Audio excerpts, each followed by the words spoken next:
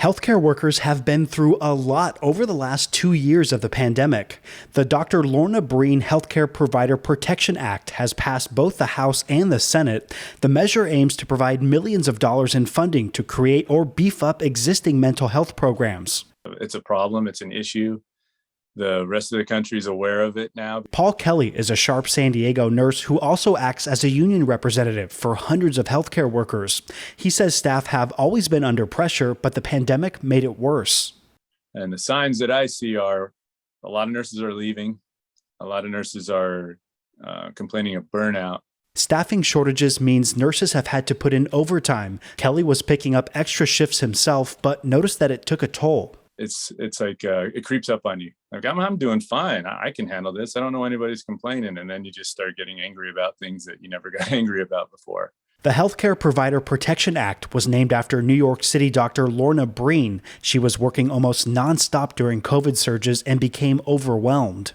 And Dr. Breen's family has reported publicly that they think that her fear of reporting that she had a mental health concern to the Board of Medicine prevented her from getting the treatment she needed and led to her death by suicide. UC San Diego nurse scientist Judy Davidson has been studying suicides among healthcare workers for the last 5 years. She says there's a stigma around mental health that has to be removed. Davidson also says that the reporting process must be kept private. She says in 2016, UCSD expanded a confidential suicide prevention program to all their healthcare workers. And lo and behold, it worked.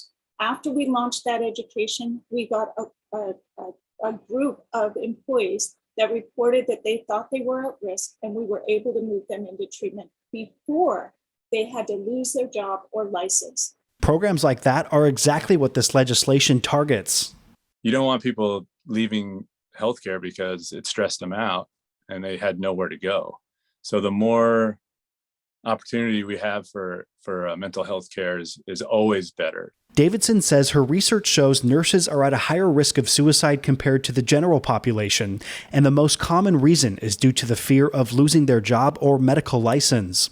Matt Hoffman, KPBS News.